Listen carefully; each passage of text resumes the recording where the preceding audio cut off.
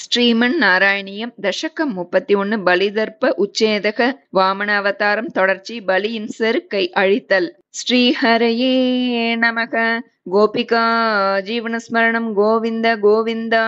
प्रीत्या दैत्यस्तव तनुमखः प्रेक्षणात् सर्वतापि त्वामाराध्यन्न जितरचयन्नञ्जलिं सञ्जगाद मत्तः किं ते समभिलषितं विप्रसूनो वद त्वं व्यक्तं भक्तं भवनमवनीं वापि सर्वं प्रदास्ये तामक्षीणां बलिगिरमुपाकर्ण्य कारुण्यपूर्णोऽपि अस्योत्सेकं शमयितुमना दैत्यवंशं प्रशंसन् भूमिं पादत्रय परिमितां प्रार्थयामासि तत्त्वं सर्वं देहीति तु निगदिते कस्य हास्यं न वा स्यात् विश्वेशं मां त्रिपदमिह किं याचसे बालिशस्त्वं सर्वां भूमिं वृणु किममुनेति आलपत्वां सदृप्यन्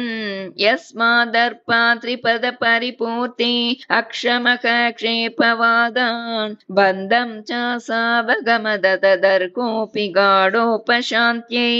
पादत्रय्या यदि न मुदितोऽभीष्टपैर्नापि तुष्येत् इत्युक्तेऽस्मिन् वरद भवते दातु कामे ततोऽयं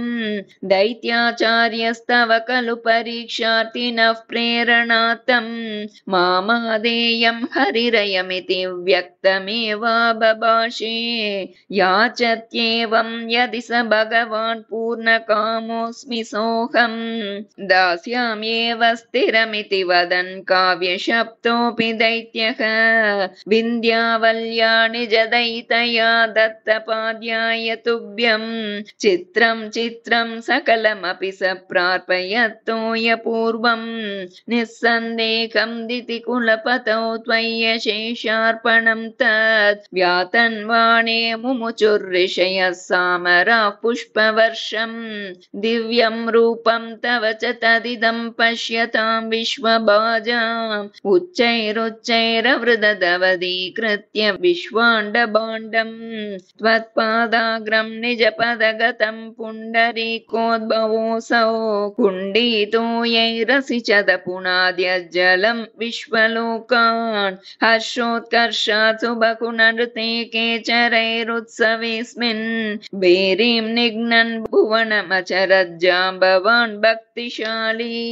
तावद्दैत्यास्तवनुमतिमृते भर्तुरारब्ध युद्धाः देवोपेतैर्भवदनुचरैः सङ्गता भङ्गमापन् कालात्मायं वसति पुरतो यद्वशात् प्राग्दिता स्मः किं वो युद्धैरिति बलिगिरा ते तपातालमापुः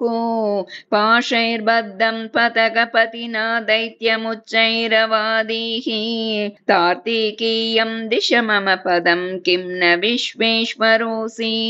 पादं मूर्ध्नि प्रणय भगवन्नित्यकम्पं वदन्तं प्रह्लादस्तं स्वयमुपगतो मानयन्नस्तवित्वां दर्पोचित्यै विहितमखिलं दैत्यसिद्धोऽसि पुण्यैः लोकस्ते स्तोत्रिदिव विजये वासवत्वं च पश्चात् मत्सायुज्यं भज च पुनरिति अन्वगृह्णा बलिं तं विप्रैः सन्तानितमकवरः पाहि वातालयेश श्रीहरये नमः गोपिका जीवनस्मरणं गोविन्द गोविन्द